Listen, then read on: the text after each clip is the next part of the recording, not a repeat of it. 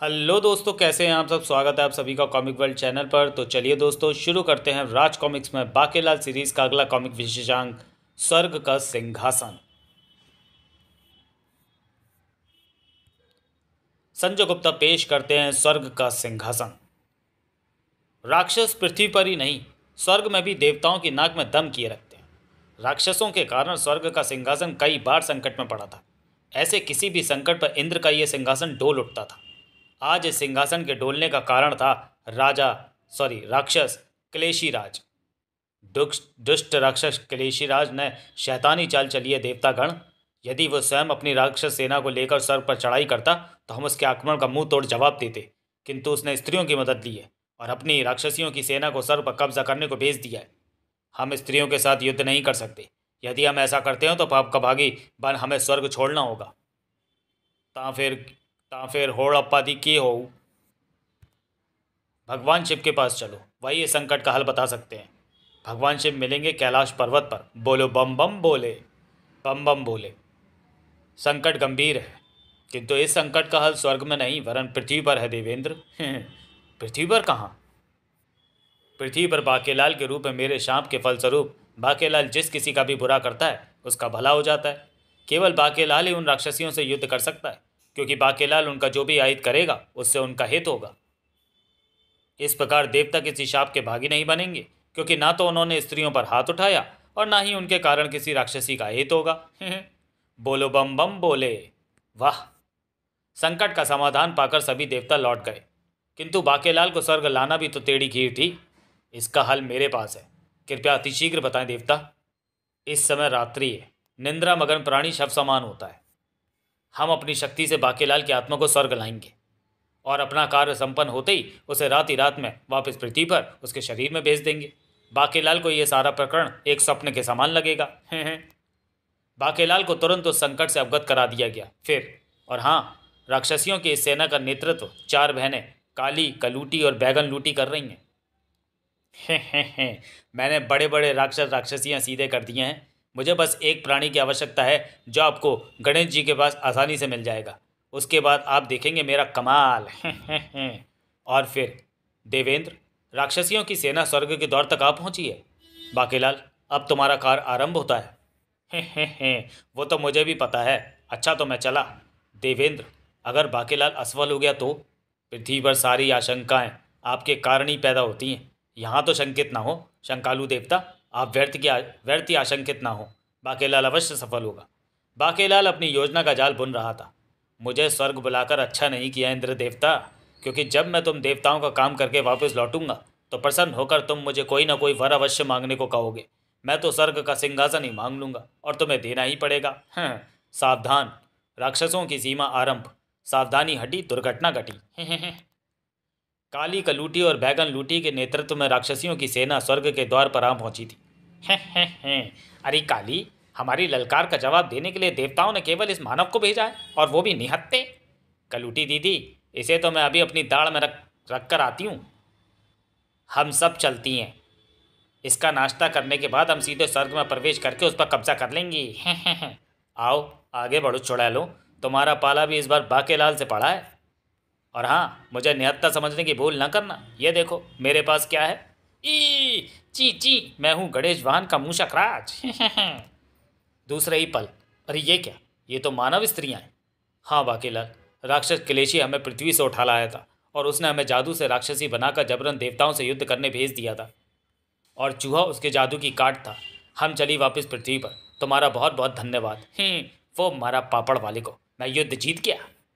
वो मारा, बाकेलाल युद्ध जीत गया। एक मोर्चा फतेह कर लिया। अब दूसरे की बारी है। देवता जैसे ही वर मांगने को कहेंगे। बाकेलाल, तुम्हारा बहुत बहुत धन्यवाद। हम सभी देवता बहुत प्रसन्न हैं, इसलिए अरे भगवान शिव, सावधान इंद्र, इसे कुछ मांगने को मत कहना। इसे चुपचाप वापस भेज दो, अन्यथा तुम्हें पछताना होगा। जो आज्ञा प्रभु। बाकेलाल, हम तुमसे अति प्रसन्न हैं। हमारी सहायता करके तुम भी अति प्रसन्न हो, किंतु अधिक प्रसन्नता भी सेहत के लिए हानिकारक होती है। सुबह होने ही वाली है, तुम्हारे वापस लौटने का समय हो चुका है। हम तुम्हें वापस भेज देते हैं। अरे मगर कोई वरदान भी नहीं दिया। बाकेलाल हड़बड़ाकर उठ बैठा। यह अन्याय है। अपना काम करवा लिया और वरदान भी नहीं दिया। अरे मैं तो अपने शयन कक्ष में हूँ, तो क्या मैं स्वप्न देख रहा था? तेरे की, और मैं सोच रहा था कि स्वर्ग का सिंहासन मेरा होने वाला है। अभी सुबह होने में देर है बेटा, बाके चल सो जा। विशालगढ़ के तपोवन में आज ऋषियों का जमघट लग रहा था।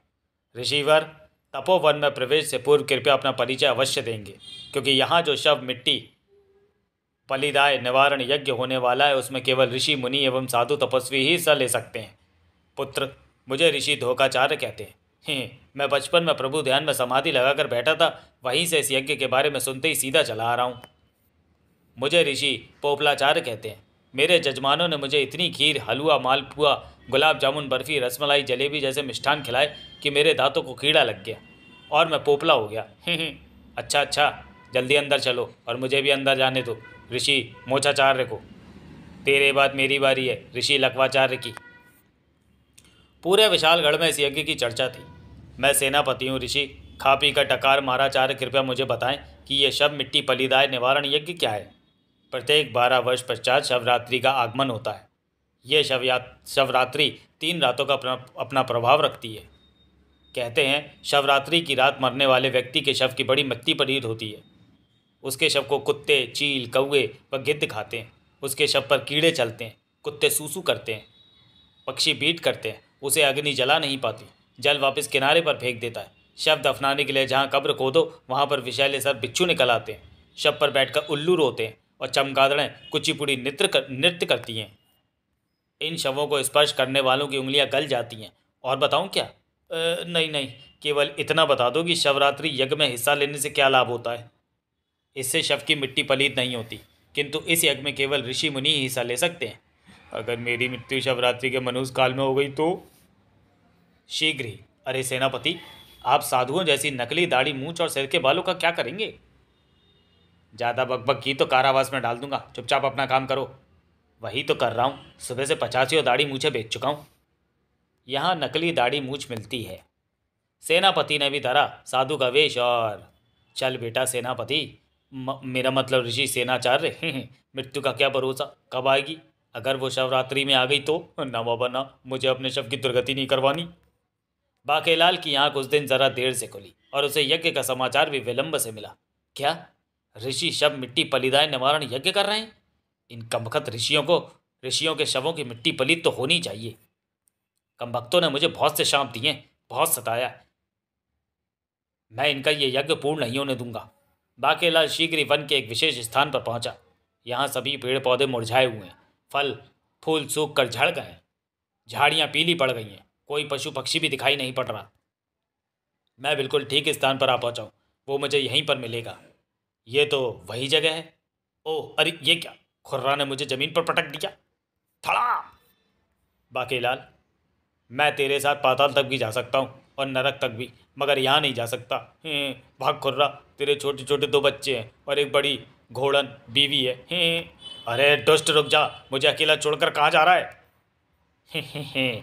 तू अकेला कहाँ है? मैं भी तो यहाँ हूँ। अरे तू तो बाकेलाल है। बाकेलाल, इतने दिन कहाँ था? तुझे मेरी जरा भी याद नहीं आई? ओ लंबटीक, तो तू है। मैं तो घबरा गया था कि इस जगह पे मेरी गर्दन किसने पकड़ ली। अब गर्दन तो छोड़। तुझे छोड़ा तो तू भाग जाएगा? नहीं, मैं नहीं भागूंगा, मैं तो तुझसे ही मिलने आया हूँ। लंबटीक कहा जलेबी की तरह मुड़ता चला गया। क्या सच? बाकेलाल, अब तो यहाँ कोई भी नहीं आता। पेड़ पौधे फल फूल मुरझा गए, पशु पक्षी भाग गए। अगर कोई प्राणी बचा भी है तो वो या तो मेरी कविताएं सुनकर बहरा हो गया या फिर पागल। माँ, ओ लंबटीक, पर मुझे कैसा डर, मैं तो बहरा हूँ। किंतु बाकेलाल, अब तुम आ गए हो तो मैं अपनी बरसों लंबी कविता तुम्हें आराम से सुनाऊंगा। क्योंकि पहले वन में श्रोता अधिक मिल जाते थे तो मैं शीघ्र अतिशीघ्र कविताएं बनाकर उन्हें ज़बरदस्ती सुना देता था, इसलिए कविताएं छोटी होती थी। किंतु जैसे जैसे श्रोता कम होते गए मेरी कविताएं लंबी होती चली गई। ये वाली 6 माह लंबी कविता है। और उधर देखो, उस वृक्ष पर वहाँ 1 बरस लंबी कविता है। वहाँ देखो, उस डाल पर उधर 2 बरस लंबी कविता लिपटी है। वहाँ देखो 3 बरस लंबी और वहाँ 5 बरस लंबी। किंतु मैं यहाँ सारी कविताएं सुनने के लिए 11 वर्ष तक नहीं रुक सकता। मैं तो तुम्हें न्योता देने आया था, तुम मेरे साथ तपोवन चलो और वहाँ जी भरकर अपनी कविताएं सुनाना। न्योता? क्या सच? वहाँ तो मैं ज़रूर चलूँगा बाकेलाल, किंतु एक छोटी कविता तो मैं तुम्हें अभी सुनाऊँगा और तुम्हें सुननी ही पड़ेगी। इस कविता का शीर्षक है कुत्ते का पसीना। लो सुनो।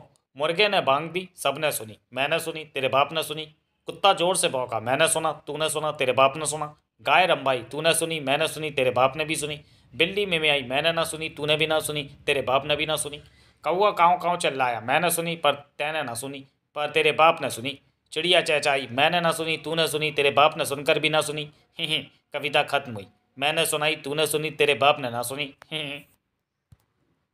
दोनों तपोवन की ओर बढ़ चले। मगर तुमने इसका शीर्षक कुत्ते का पसीना क्यों रखा? क्योंकि इसे सुनने वाले श्रोता को पसीना अवश्य आता है। तपोवन में शब मिट्टी पलिदाय निवारण यज्ञ आरंभ हो चुका था।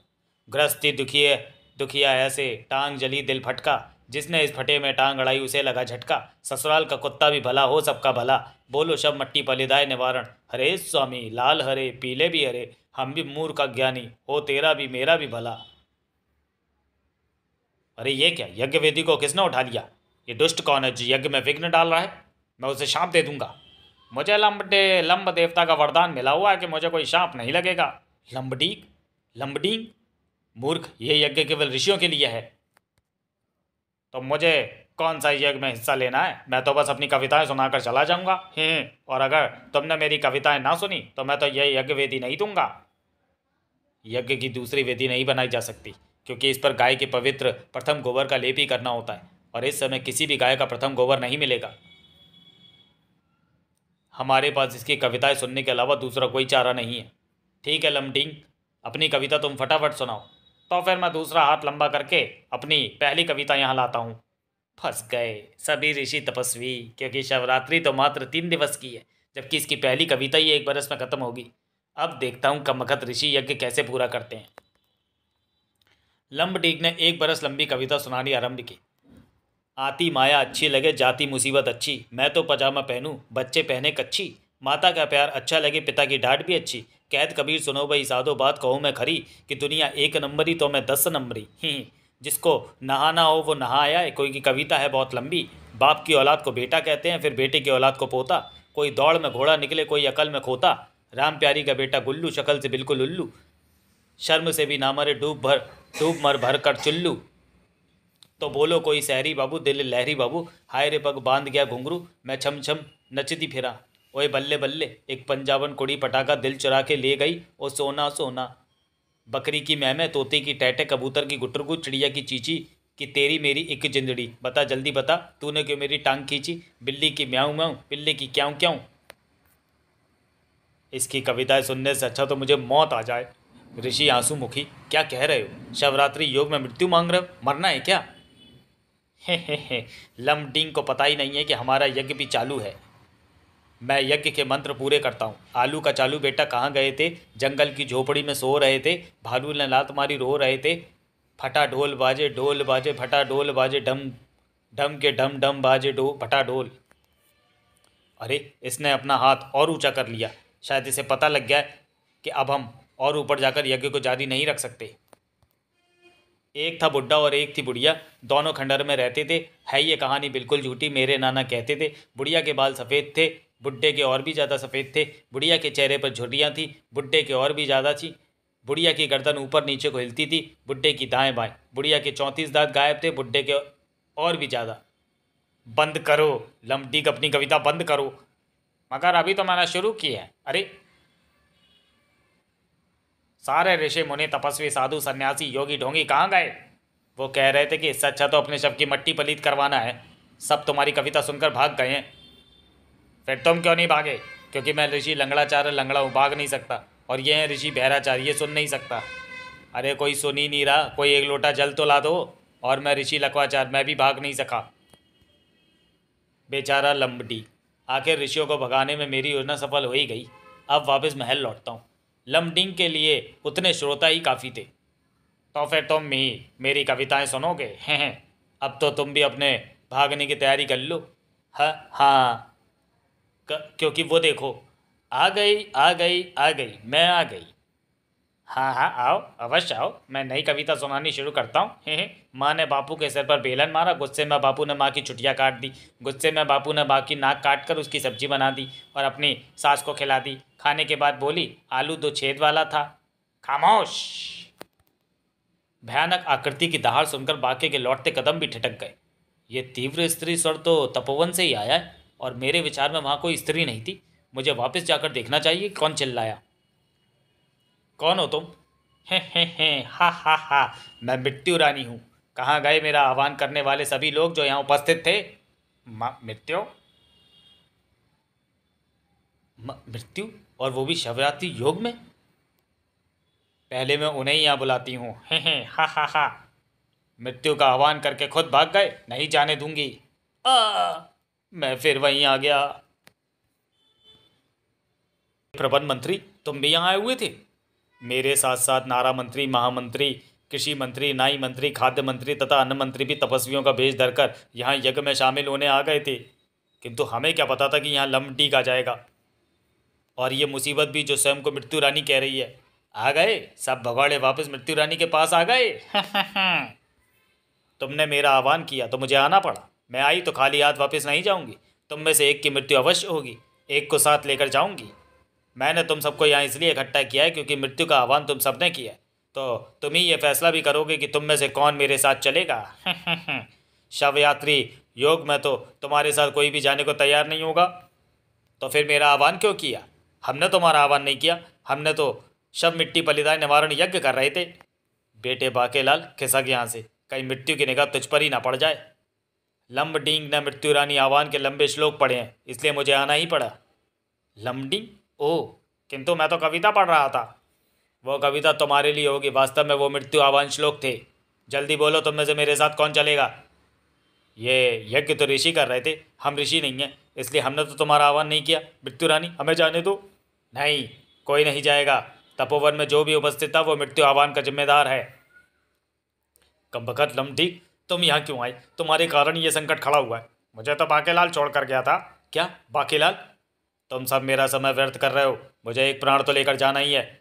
जल्दी बताओ कि वह व्यक्ति तुम में से कौन होगा। या तो तुम में से स्वयं एक सामने आ जाओ या फिर किसी एक का नाम बता दो। अगर वो व्यक्ति मेरे साथ चलने को तैयार हो जाता है तो फिर मुझे कोई एतराज़ नहीं। वो व्यक्ति बाकेलाल ही होना चाहिए। हाँ, क्योंकि लमडिंग को वही लाया था। तो फिर ठीक है, मैं बाकेलाल के प्राण हरने जाती हूँ। या चलो, जान बची। अब भागो, मैं सूखे पेड़ पौधों को ही कविता सुना लूँगा। मृत्यु के पश्चात शव की दुर्गति होती है तो हो जाए, किंतु मृत्यु तो ना आए। बाकेलाल भी राह में ही था कि ठहरो बाकेलाल। कौन है? तो तुम कौन हो? मैं आयु हूँ बाकेलाल। शायद तुम्हें पता नहीं कि मृत्यु रानी तुम्हें तलाश करती फिर रही है। इससे पहले कि उसका शिकंजा तुम पर कस जाए तुम मुझे प्रसन्न कर लो। आयु ने उसे विस्तार से सारी बातें बताने के साथ ही कहा, बाकेलाल, मुझे प्रसन्न करने के लिए तुम मेरे लिए कुछ फल फूल, दीप, धूप, अगरबत्ती, जल, मुद्रा व दुग्ध लेकर तुरंत आओ। मैं गया और आया। ये पासा तो उल्टा पड़ गया। बाके ने जल्दी से आयु की बताई सारी वस्तुएं खरीदी और वापस दौड़ पड़ा। इससे पहले कि मृत्यु रानी मुझे ढूंढ ले, मुझे ये सामग्री आयु तक पहुंचाकर उसे प्रसन्न कर लेना चाहिए। सुबह बारिश हुई थी जिससे मार्ग में कीचड़ हो गया, ठीक से भागा भी नहीं जा रहा। सारा सामान कीचड़ में लथपथ हो गया। अब क्या करूं? अगर ये गंदा सामान आयु को दिया तो कहीं वो रुष्ट ना हो जाए। ओह, शंकर भगवान का मंदिर है। शंकर भगवान, ये मेरी वैसे भी नहीं पड़ती। यह सामान मैं शिवलिंग को अर्पित कर देता हूँ और आयु को देने के लिए यहाँ से साफ सुथरे फल फूल, मुद्राएं इत्यादि ले लेता हूँ। शीघ्र ही मैं वो सारा सामान ले आया। आयु रानी, वाह, तुम मुझे और क्या क्या दे सकते हो बाकेलाल? तुम्हारा जवाब ऐसा होना चाहिए जिससे प्रसन्न होकर मैं तुम्हारी आयु अधिक से अधिक लंबी कर दूँ, ताकि मृत्यु रानी तुम्हारी परछाई भी कभी ना पा सके। प्राणों से बढ़कर कुछ भी नहीं होता। तुम चाहो तो मेरे प्राण ले लो। मैं यही तो तुम्हारे मुंह से सुनना चाहती थी। दूसरे ही पल, मैं आयु नहीं, मृत्यु रानी हूँ। मृत्यु के आह्वान के पश्चात मृत्यु रानी किसी को उसकी इच्छा के बिना नहीं ले जा सकती, और आसानी से कोई भी मृत्यु के साथ चलने को तैयार नहीं होता। इसलिए मैंने यह नाटक रचा ताकि तुम स्वयं ये कहो कि तुम मेरे प्राण ले लो। बाकेलाल, तुमने कहा और मैं तुम्हारे प्राण ले रही हूँ। टांट पे पड़े डंडा, मुर्गी का अंडा, सबसे बड़ा परमात्मा, चल निकल रही आत्मा। नहीं, किंतु अब कुछ नहीं हो सकता था। तो अब मैं तुम्हें छोड़ने चलती हूँ यमराज के पास। बाकेलाल शव में परिवर्तित होकर धम्म से नीचे गिर पड़ा था। अरे, ये तो बाकेलाल जी हैं, इनको क्या हुआ? क्या ये स्वर्ग से धार गए? गजब हो गया। अति शीघ्र ये समाचार महाराज को देना होगा। बाकेलाल की मृत्यु का समाचार पलक झपकते ही सारे विशालगढ़ में फैल गया। ऋषियों की प्रसन्नता का ठिकाना ना रहा। दुष्ट का अंत हो गया, क्योंकि बाकेलाल के कारण ही हम यज्ञ संपन्न नहीं कर सके। बाके शवरात्रि योग में मरा है, हुण औदा की हो। बाकेलाल की मृत्यु के समाचार पर भला विक्रम सिंह को कैसे विश्वास होता? ये शत्रुओं की चाल है। जब तक मैं बाकेलाल का शव नहीं देख लेता मुझे यकीन ना होगा। महारानी, तुम भी मत करना, मुझे वहाँ ले चलो। ठहरिए महाराज, आप वहाँ गए और कहीं बाकेलाल का शव देखकर गश खाकर गिर गए तो आपको उठाकर महल तक लाना मुश्किल हो जाएगा। मैं बाकेलाल का पार्थिव शव महल में लेकर आता हूँ। मैं तो शव देखने के बाद ही रोना आरंभ करूँगी। ही जब तक सेनापति शव लेकर आए तब तक हम लस्सी पीते हैं। इधर मृत्यु रानी बाकेलाल की आत्मा को यमराज के द्वार पर छोड़कर चली गई, जहाँ से वो यमदूतों के कब्जे में आ गई। इंसान के कर्मों का हिसाब यहीं पर होता है। शीघ्र ही यमराज के दरबार में चित्रगुप्त ने खोला बाकेलाल के कर्मों का खाता। बाकेलाल, तूने जिसके साथ भी किया बुरा ही किया। शिव के वरदान के फलस्वरूप भले ही उसका भला हुआ, किंतु पाप के दोष भी लगे, क्योंकि तेरे मस्तिष्क में पाप ही भरा है। हे इसे नरक भेजा जाएगा। नहीं, मुझे वहाँ मत भेजो, मेरे सारे रिश्तेदार स्वर्ग में ही हैं, मुझे वहाँ भेज दो। कृपया ठहरें यमराज। मृत्यु से पूर्व इसने स्वर्ग का सिंहासन बचाने में इंद्र की मदद की थी और पृथ्वी पर कुछ समय पूर्व शिवलिंग पर फल फूल व मुद्रा चढ़ाए थे और धूप बत्ती जलाई थी। भक्तों द्वारा की गई ऐसी क्रियाएं दान के समकक्ष शक्तिशाली हैं और दान से बड़ा पुण्य कोई नहीं, जिसका फल स्वर्ग ही होता है। इन दो कार्यों के महाफलों के रूप में इसके भाग में 3 घड़ी के लिए स्वर्ग का सिंहासन लिखा जा चुका है। फल फूल तो चढ़ाए थे, किंतु मैंने इंद्र के सिंहासन को बचाने में मदद कब की? वो तो सपने में की थी। देखा बाकेलाल, शिव के नाम की महिमा। केवल कुछ क्षणों की पूजा ने तुम्हें स्वर्ग के सिंहासन का अधिकारी बना दिया। तुम पहले नरक जाना चाहोगे या 3 घड़ी स्वर्ग के सिंहासन का आनंद भोगना चाहोगे? फैसला तुम पर है। नरक तो पृथ्वी पर मैं भोग ही रहा था, मुझे पहले स्वर्ग के सिंहासन पर बिठाओ ही। किंतु यमराज, देवराज इंद्र हरगिज ऐसा नहीं होने देंगे। उन्हें अपना सिंहासन बहुत प्रिय है। विवशता है, देवेंद्र को 3 घड़ी के लिए स्वर्ग का सिंहासन छोड़ना ही होगा। हम स्वयं बाकेलाल को लेकर स्वर्ग जाएंगे। आओ बाकेलाल। इंद्र को 3 घड़ी के लिए स्वर्ग का सिंहासन छोड़ना ही पड़ा। बाकेलाल, 3 घड़ी के लिए स्वर्ग का सिंहासन तुम्हारा हुआ। 1 घड़ी मतलब 12 घंटे। 3 घड़ी के लिए स्वर्ग की सभी चीज़ें तुम्हारे अधिकार में रहेंगी, जैसे मेरी कामधेनु गाय, मेरा वज्र, मेरा ऐरावत, स्वर्ग की अप्सराएं, स्वर्ग के नियम व कानून। वाह, यानी मैं जीते जी विशालगढ़ का तो बन नहीं सका, लेकिन मरने के बाद बन गया स्वर्ग का राजा। तो फिर आप यहाँ क्या कर रहे हैं? जब तक मैं सिंहासन पर विराजमान हूँ तब तक आप कहीं छुट्टियाँ मनाया आइए। मैं भी यही सोच रहा था। मैं यहाँ कुछ देर अप्सराओं के नृत्य का आनंद लूँगा और सोमरस का पान करूँगा। तन डोला मन डोला, बांध के मैं घुंघरू, पहन के मैं पायल। स्वर्ग में बाकेलाल स्वर्ग के राज सी ठाट बात का आनंद ले रहा था, किंतु पृथ्वी पर उसका शव निश्चल पड़ा था। बाकेलाल तो सचमुच भगवान को प्यारा हो गया। मेरा मतलब सैनिकों, बाकेलाल का शव उठाकर महल में ले चलो, ताकि महाराज को इस नामुराद की मृत्यु का यकीन हो जाए। मेरा मतलब। हाय हाय, बाकेलाल ने कई बार कई संकटों से विशालगढ़ की रक्षा की है। अब विशालगढ़ को उन सब भयानक संकटों से कौन बचाएगा? बाकेलाल केवल महाराज का ही नहीं, हम सबका प्यारा था। ए बाकेलाल, तू हमें छोड़कर क्यों चला गया?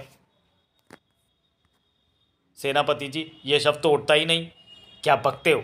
इसे तो मैं एक हाथ से उठा लूं, और तुम चारों से भी नहीं उठ रहा। लानत है तुम चारों पर। 4 सैनिक और मिलकर उठाओ। कमाल है, ये शिला की तरह भारी हो गया है। सेनापति जी, हमारी उंगलियां गल रही हैं। ओह, मैं तो भूल गया था कि बाकेलाल शव यात्री में मरा है, और शव यात्री में मरे व्यक्ति के शव की दुर्गति होती है और उसके शव को स्पर्श करने वाली की उंगलियां भी गल जाती हैं। अच्छा हुआ जो मैंने इसे स्पर्श नहीं किया। इसके शव को घसीट कर महल ले जाना होगा। ठहरो, मैं खुद चलूंगा। भूत! बाकेलाल मरने के बाद भूत बन गया? तब तक ऋषियों का जमघट भी वहाँ लग चुका था। नहीं, ये जीवित नहीं हुआ और ना ही ये भूत है। दरअसल जब लमडीग ने यज्ञ कुंड को ऊंचा उठा रखा था तो हमने ऊंचे पेड़ पर चढ़कर कुछ आहुतियाँ उसमें डाल दी थी और सब मिट्टी पलिदाय निवारण यज्ञ को कुछ मंत्र व श्लोक भी पढ़ दिए थे। उसी के असर से उठ खड़ा हुआ है, और अब जब तक इसकी अंत्येष्टि नहीं हो जाती ये मृत तो रहेगा, किंतु जहाँ भी जाना होगा ये स्वयं जाएगा। ऐसे व्यक्ति की शव यात्रा अर्थी पर नहीं निकलती, ये स्वयं ही अपनी शव यात्रा लेकर जाएगा। केवल इसे बताते रहना, ही बोलो हरि नाम। बाकेलाल का शव स्वयं चलकर महल पहुंचा तो मैं जानता था कि तुम्हारी मृत्यु की बात झूठी है। मैं अफवाह उड़ाने वाली की गर्दन उड़ा दूंगा। बाकेलाल के लिए लस्सी, परोठा और आम का अचार लाओ। किंतु महाराज, ये जीवित नहीं है। अगर ये जीवित नहीं है तो फिर अपने पाँव पर कैसे खड़ा है? आपको मेरी बात का विश्वास नहीं होता तो ऋषि पोंगाचार्य से पूछ लें। सेनापति का कहना सत्य है महाराज। अब ये केवल एक शव है जिसका अंतिम संस्कार शीघ्र अतिशीघ्र कर देना चाहिए। ऋषि पोंगाचार्य ने विक्रम सिंह को सारी बातें विस्तार पूर्वक समझाईं। तब इसकी मृत्यु का प्रमाण यही है महाराज कि अब ये ना तो किसी को पहचानेगा और ना ही किसी से बात करेगा। केवल वही कार्य करेगा जो इसकी अंत्येष्टि से संबंधित होगे। चाहे तो आप आजमा कर देख लें। बाकी मूली का परोठा खा ले, लस्सी पी ले, अचार बड़ा खट्टा मीठा है। देखा महाराज, यह परोठा और लस्सी नहीं ले रहा। इसके हृदय की धड़कन बंद हो चुकी है। यहाँ दिल पर हाथ रखकर देखिए, इसके शरीर को स्पर्श करके देखिए, यह बिल्कुल बर्फ़ के समान ठंडा है। अगर आप जैसे ज्ञानी ध्यानी कह रहे हैं कि बाकेलाल मृत्यु को प्राप्त हो चुका है तो ये बात मैं स्वीकार कर लेता हूँ।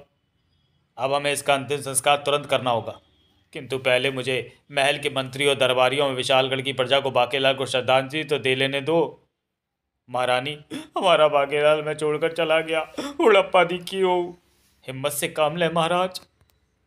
पूरे विशालगढ़ के साथ साथ आसपास के राजा महाराजा भी बाकेलाल को श्रद्धांजलि देने आ पहुंचे थे। बाकेलाल की मृत्यु का समाचार सुनकर सख्त अफसोस नहीं हुआ, क्योंकि बाकेलाल के कारण पिछली बार मैं आपसे युद्ध हार गया था, अगली बार जीतूंगा। बाकेलाल के साथ ही विशालगढ़ की आधी ताकत खत्म हो गई। बाकी आधी ताकत विक्रम सिंह को भी अब खत्म कर देंगे। बाकेलाल अमर रहें महाराज। श्रद्धांजलि तो सबने दे ली, अब हमें बाकेलाल की शव यात्रा आरंभ करनी होगी। ठीक है, उसे कफन तो पहनाओ, वो अमर ही तो है, देखो मरकर भी खड़ा है। सेनापति ने बाकेलाल को कफन लपेट दिया। बाकेलाल, क्या तुम अपनी शव यात्रा के लिए तैयार हो? हाँ। तो फिर सबसे आगे तुम ही चलो, क्योंकि शव यात्रा में मुर्दा सबसे आगे होता है। चलो। बाकेलाल की शव यात्रा आरंभ हुई। सत्य बोलो गत्य है, बाकेलाल का राम नाम सत्य है। ये पहली ऐसी शव यात्रा है जिसमें मुर्दा स्वयं चलकर शमशान जा रहा है। जिस समय इधर शव यात्रा निकल रही थी, ठीक उसी समय तपोवन में। अरे ये क्या हो रहा है? कोई अदृश्य शैतानी ताकत हमें तपोवन से बाहर खींचे ले जा रही है। धड़ा धड़ा धम। शैतानी ताकत अदृश्य नहीं थी। हे। चूंकि तपोवन में कोई बुरी नीयत से प्रवेश नहीं कर सकता, इसलिए मैंने तुम सब ऋषियों को अपनी खींच ताकत का प्रयोग करके बाहर बुला लिया है। कौन है तू दुष्ट? राजा राक्षस राज कलेशी का सेनापति जलजीरा। मेरे स्वामी को तुम ऋषियों की दाढ़ी का एक एक बाल चाहिए। दाढ़ी के उस बाल के साथ ही उस ऋषि की आत्मा भी उस बाल में खिंचकर आएगी और उसकी योग शक्ति भी। मेरे स्वामी दाढ़ी के बालों से एक झाड़ू बनाएंगे जिसका नाम होगा दड़ झाड़ू।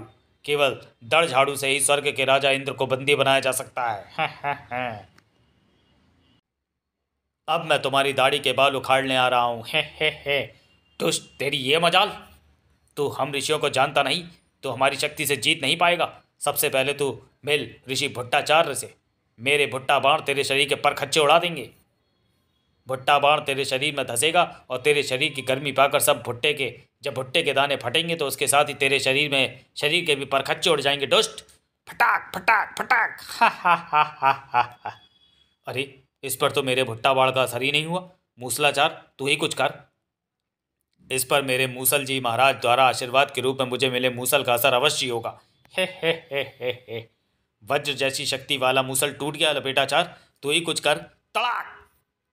मैं इसे करिश्माई पट्टियों में लपेट दूंगा। पट्टियों में लपेटते ही ये गायब हो जाएगा। किंतु ये क्या, पट्टियां गायब हो गईं? ऋषि लंगड़ाचार, तू ही कुछ कर। मेरा लंगड़ इसकी जिंदगी की डोर काट देगा। लंगड़ भी टूट गया। मैं इसे शाप देकर कोड़ी बना देता हूँ। मूर्ख, ये हमें भी छूकर कोड़ी बना देगा, तो फिर मैं इसे घोड़ी बना देता हूँ। हा। मूर्खों, क्यों अपनी ऊर्जा बर्बाद कर रहे हो? मुझ पर ना तो तुम्हारा कोई वार ही चलेगा और ना शाम का ही असर होगा, क्योंकि मैं एक शव हूँ। शव? तो फिर भागो। बाकेलाल की शव यात्रा शमशान की ओर जा रही थी। राम नाम सत्य है, राम नाम सत्य है। महाराज, हमारी सहायता करें, दुष्ट राक्षस हमारी दाढ़ी के पीछे पड़ा है। दुष्ट राक्षस? किंतु इस समय तो हमें एक ही बात सूझ रही है, और वो है राम नाम सत्य है। ओ ये क्या, ये मैंने क्या सुन लिया? मुझे क्या हो रहा है? इसे अचानक क्या हुआ? दूसरे ही पर राक्षस भी शव के समान बाकी के निकट आ खड़ा हुआ। राक्षस जलजीरा हमारी दाढ़ी की बात भूलकर बाकी के साथ जाकर खड़ा हो गया। मैं समझ गया, ये शव है। राम नाम सत्य सुनते ही इसकी यह हालत हुई है। जल्दी से यह शव यात्रा आगे बढ़ाओ और पहले इस दुष्ट राक्षस का ही अंतिम संस्कार करना। आखिर बाकेलाल के कारण ही हमारे प्राण बचे।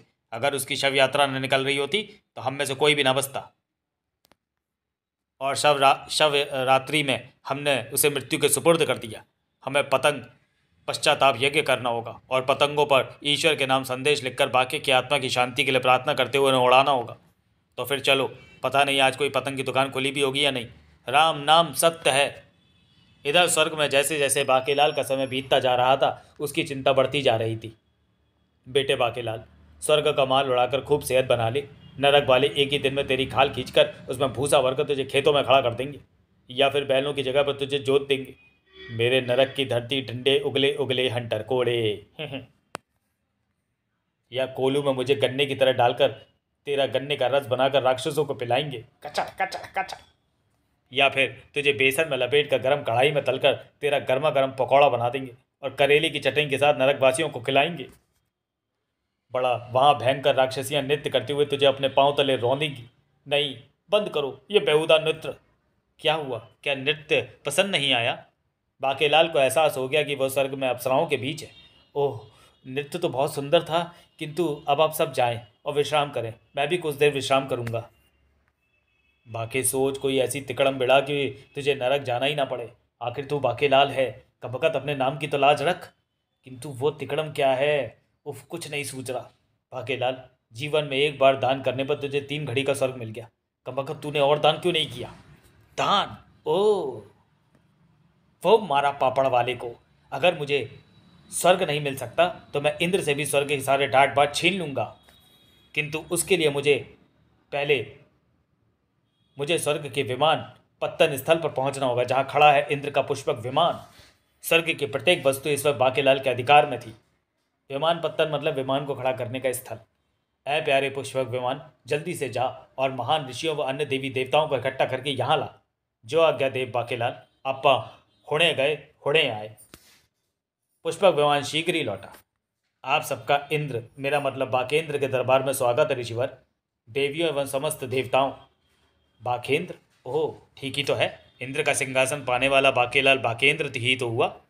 किंतु हमें यहाँ क्यों बुलाया बाकेंद्र? आप सब स्वर्ग में रहकर मानव कल्याण एवं समस्त प्राणी जगत के हित के लिए कार्य करते हैं, किंतु आज तक देवेंद्र ने आपके कार्यों से प्रसन्न होकर आपको कोई उपहार ही नहीं दिया। मैंने आपको इसी उद्देश्य से यहाँ बुलाया है। स्वर्ग का राजा बनते ही बाकेंद्र स्वयं भी उन सबसे परिचित हो गया था। ऋषि ढोकलाचार, आप कब से ढोकला खा खाकर इंद्र की तपस्या कर रहे हैं? तनिक अपनी ओर देखें, आप कितने दुबले हो गए। मैं आपकी तपस्या से प्रसन्न हुआ। ये लीजिए, मैं आपको अपनी कामधेनु गाय उपहार स्वरूप देता हूँ। अब आप कामधेनु का दुग्ध पान करके अपनी सेहत बनाएं। कामधेनु गाय, ये तो महादान है। ऋषि दोलव्य, कृपया ऐरावत स्वीकार करें। ऐरावत, मैं धन्य हुआ, ये तो महादान है। शीत ऋषि, कृपया वज्र की भेंट ग्रहण करके मुझे कृतार्थ करें। इंद्र का वज्र, मैं धन्य हुआ, ये तो महादान है। बाकेंद्र, अच्छे अच्छे उपहार तो ऋषियों को देते जा रहा है, हमारी बारी कब आएगी? आप धीरज रखें ग्रीष्म देवता। शीत देवता, मेरा स्वर्ण रथ आप रखें, किंतु अवश्य करें। मैं धन्य हुआ। आपको बुद्धि तो आई, किंतु विलंब से। आइए आइए कंगन देवी, यह आभूषण आपकी सुंदरता में 4 चाल लगा देंगे। इन्हें पाकर मैं धन्य हुई। ओ जल देवता, मेघ आप ले जाइए।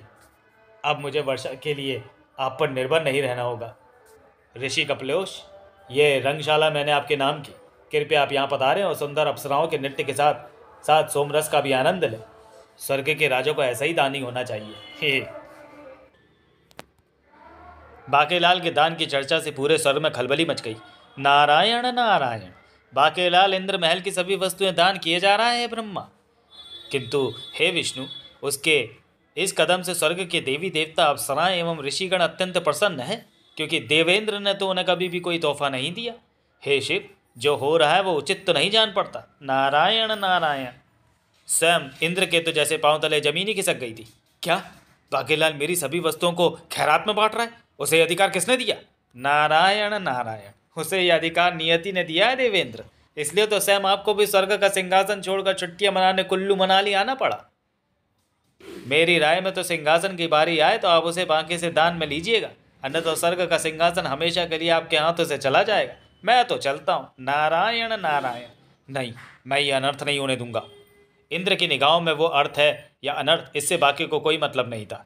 यह शानदार वस्त्र भंडार आपका हुआ अप्सरा रति। देवेंद्र ने कभी भी हमें ऐसे कीमती तोहफे नहीं दिए। आप महान हैं बाकेंद्र। ही मैं प्रसन्न हुई। ये इंद्र महल आपका हुआ अप्सरा उर्वशी। क्या सच? नारायण नारायण बाकेंद्र, आपने अपना सब कुछ तो दान कर दिया, तो अब आप कहाँ रहेंगे? सब कुछ कहाँ किया? यह सिंहासन तो अभी भी बचा हुआ है। 3 घड़ी, किंतु इसे मैं 3 घड़ी से पूर्व दान नहीं कर सकता, क्योंकि 3 घड़ी तक ये मेरा है। नारायण नारायण। तो अब यह सिंहासन छोड़ दो बाकेलाल। अरे चित्रगुप्त जी, मैं गजशाला आपको देता हूँ, किंतु देवेंद्र आपको क्या दूँ? अब तुम्हें कुछ भी देने का अधिकार नहीं है बाकेलाल, क्योंकि 3 घड़ियाँ पूर्ण हो चुकी हैं। अब तुम्हें मेरे साथ वापस श्री यमराज के पास चलना है, जहाँ से तुम्हें नरक को प्रस्थान करना है। इसे शीघ्र यहाँ से ले जाओ चित्रगुप्त। ओह ठीक है, चलिए। स्वर्ग का सिंहासन केवल मेरा है। चित्रगुप्त बाकी को लेकर यमराज के पास पहुंचे, किंतु चित्रगुप्त, इसके पाप कर्मों का खाता नरक भिजवाओ, ताकि बाकीलाल को पाप के दस्तावेजों के साथ नरक के जल्लादों के सुपुर्द किया जा सके। जो आज्ञा श्री यमराज। किंतु बाकीलाल के पाप कर्मों का खाता पढ़ता चित्रगुप्त चौंक पड़ा। क्यों? अरे क्यों, क्या हुआ चित्रगुप्त? पाप कर्मों का खाता बिल्कुल साफ हो चुका है। और क्या चित्रगुप्त? 3 घड़ी स्वर्ग के सिंहासन पर रहकर इसने जो महादान किए हैं, उसके फलस्वरूप इस बार इसे 6 घड़ी तक स्वर्ग का सिंहासन सौंपना होगा। वो मारा। इधर देवेंद्र ने उन समस्त देवी देवताओं व ऋषियों को पुनः एकत्रित किया, जिन्हें बाकेलाल ने महादान दिए थे। हे ऋषिगण, देवी देवताओं, बाकेलाल ने आपको जो तोहफे दिए हैं वह अनुचित है। कृपया कर तोहफे की सभी वस्तुएं मुझे वापस लौटा दें। हम आपकी बात का अर्थ कदापि नहीं समझे देवेंद्र। हमें तो बाकेलाल ने कोई भी तोहफा नहीं दिया। क्या मतलब? क्या बाकेलाल ने आपको ऐरावत, वज्र, कामधेनु गाय, आभूषण इत्यादि नहीं दिए? बिल्कुल नहीं। किंतु मेरी जानकारी में स्वर्ग का 3 घड़ी का राजा बनने के बाद उसने मेरी समस्त वस्तुएं आप ही में बांटी हैं। देवेंद्र, तो क्या हम असत्य बोलेंगे? नहीं, ऐसा तो मैं कदापि नहीं सोच सकता। तो फिर बाकेलाल ने मेरी वस्तुएं किन लोगों में बांट दी? इंद्र के प्रश्न का जवाब यहाँ था, राक्षस कलेशी राज के पास। पुष्पक विमान पर सवार होकर स्वर्ग पहुंचने वाले सभी ऋषि व देवी देवता, राक्षस एवं राक्षसियां थी, जिसे मैंने वहां भेजा था। मेरे राक्षस व राक्षसियां तो देवी देवताओं का छद्म रूप धरकर स्वर्ग पर कब्जा करने को गए थे, किंतु वहां का माहौल देखकर उन्होंने प्रथमता इंद्र की समस्त शक्तिशाली वस्तुओं को हत्याने का निर्णय किया। हे इंद्र की समस्त वस्तुएं मेरे पास हैं, जिन्हें प्राप्त करके मैं अत्यंत शक्तिशाली बन गया हूँ। ऐरावत, कामधेनु, वज्र, समस्त शस्त्रास्त्र भंडार। अब मैं बनूंगा स्वर्ग के सिंहासन का अधिकारी और स्वर्ग का राजा। आक्रमण आक्रमण आक्रमण। स्वर्ग का राजा तो बाकी भी पुनः बन गया था। नहीं, ये नहीं हो सकता। ये स्वर्ग के सिंहासन पर बैठने के बाद बची कुची वस्तुएं भी दान में देगा और फिर 12 घड़ी के स्वर्ग के सिंहासन का दावेदार बन बैठेगा। इस प्रकार स्वर्ग का सिंहासन मुझे तो कभी मिलेगा ही नहीं। विवशता है इंद्र, आपको तत्काल सिंहासन छोड़ना होगा। मुझे दान की महिमा का पता चल गया। देवेंद्र, आप चाहें तो आप भी यहाँ जब तक चाहे रह सकते हैं। देवेंद्र, राक्षस कलेशी ने स्वर्ग पर चढ़ाई कर दी है और आपकी वे समस्त वस्तुएं भी उसी के पास हैं जिन्हें बाकेलाल जी ने दान में दिया था। क्या? ओह, तो वेश बदलकर कलेशी ने हम देवताओं के साथ ये छल किया है। किंतु अब क्या होगा? इंद्र ने व्यंग कसा। ये तो देव बाकेलाल ही बताएंगे। क्यों बाकेंद्र? हम उसके आक्रमण का जवाब देंगे। भला वो कैसे? शत्रु को यहाँ आने दो, फिर बताऊंगा। बाकेलाल ने घोषणा की। कलेशी राज को स्वर्ग के द्वार पर कोई भी रोकने का प्रयत्न न करे, उसे भीतर आने दिया जाए। क्या? तब तो मेरा सिंहासन हमेशा के लिए गया। हे ब्रह्मा विष्णु महेश मदद। बेचारे इंद्र। देवेंद्र, बाकेलाल का आग्रह भला कौन टाल सकता था? अरे स्वर्ग में हमें कोई रोक ही नहीं रहा। हे शीघ्र ही आइए आइए राक्षस कलेशी राज, स्वर्ग में बाकेलाल आपका स्वागत करता है। तुम्हारे कारण एक बार स्वर्ग में और दूसरी बार पृथ्वी पर मेरी पराजय हुई है। अब तुम्हारी मृत्यु निश्चित है। मैं इस वज्र के एक ही प्रहार से तुम्हारे टुकड़े टुकड़े कर डालूंगा। ओह, ये क्या? तुम पर वज्र के प्रहार का असर क्यों नहीं हुआ? क्योंकि मैं तो पहले से ही मृत हूँ। जिस पर तुम प्रहार कर रहे हो वो तो आत्मा है, मेरा शरीर तो पृथ्वी पर ही है। किंतु तुम परेशान क्यों होते हो? तुम्हें स्वर्ग का सिंहासन ही तो चाहिए। उसके लिए युद्ध करने की क्या आवश्यकता है? मैं स्वर्ग का सिंहासन तुम्हें दान में दे देता हूँ। नहीं नहीं, मुझे ये शाप है कि अगर मैंने किसी आत्मा से दान में कोई वस्तु ली तो मेरी तत्काल मृत्यु हो जाएगी, और तू एक आत्मा है। फिर तो तू गया राक्षस कलेशी, क्योंकि एक शाप के मुताबिक युद्ध में पराजय भी तुम्हारी मृत्यु का कारण बनेगी। अगर तुम स्वर्ग का सिंहासन लिए बिना यहाँ से जाते हो तो ये तुम्हारी पराजय मानी जाएगी, क्योंकि तुम स्वर्ग का सिंहासन प्राप्त करने ही निकले हो। अब फैसला तुम्हारे ऊपर है, और मैं जानता हूं कि अब तुम इस चक्रव्यूह में बुरी तरह स्वयं ही फंस चुके हो, जिससे निकलने का एक ही मार्ग है, मृत्यु। हे, इसलिए तो मैं स्वयं ही चला आया तुम्हारे प्राण हरने। नहीं! राक्षस राज की मृत्यु के साथ ही राक्षसों की सेना में भगदड़ मच गई। भागो भागो! इधर उसी समय, अरे, ऐरावत, वज्र, कामधेनु एवं अन्य सारा सामान मुझे वापस मिल गया। फिर देवेंद्र, आप व्यर्थ ही परेशान हो रहे थे। वो देखिए, बाकेलाल कलेशी का वध कर के स्वर्ग को संकट से बाहर निकाल चुका है। हैं? इसने ये चमत्कार कैसे किया? देवेंद्र, ये सारी घटनाएं नियति के अनुसार ही घट रही हैं। वास्तव में दुष्ट राक्षस कलेशीराज की मृत्यु बाकेलाल के ही हाथों लिखी थी, इसलिए प्रकृति ने यह सारा प्रपंच रचा। किंतु अब बाकेलाल के स्वर्ग से प्रस्थान का समय आ चुका है, अन्यथा नीचे पृथ्वी पर बाकेलाल के शव को चिताग्नि के सुपुर्द कर दिया जाएगा। दुष्ट राक्षस की चिता को अग्नि तो दे दी गई है महाराज, अब कृपया बाकी की चिता को भी अग्नि देवें। हम बाकेलाल की आत्मा को वापस पृथ्वी पर उसके शव में भेज रहे हैं। एक बार फिर बाकेलाल को यही आभास होगा कि उसने ये पूरा घटनाक्रम स्वप्न में ही देखा है। अरे, मुझे कहाँ भेज रहे हो? स्वर्ग का सिंहासन मेरा है। बाके की चिता की अग्नि लपलपाई तो बचाओ! मुझे सोए सोए में जला रहे थे। मेरा बाकी, ये तो जीवित है, अन्यथा इसे जलन का पता ना चलता। हाँ, अब ये जीवित है महाराज, क्योंकि हमारा पतंग पश्चाताप यज्ञ पूर्ण होते ही इसकी आत्मा पुनः पृथ्वी पर लौट आई है। मेरे प्यारे बाकेलाल, दे पुच्ची, अगर मैं लमडीक को शब मिट्टी बलिदाय निवारण यज्ञ में ना भेजता तो राक्षस ऋषियों की दाढ़ी के बाल लेने जरूर आते। सत्यानाश! काश स्वर्ग के सिंहासन वाला स्वप्न सत्य होता। समाप्त। तो चलिए दोस्तों, वीडियो को यहीं समाप्त करते हैं और मिलते हैं बाकेलाल सीरीज के अगले कॉमिक विशेषांक युद्ध के बीच में। तब तक के लिए धन्यवाद।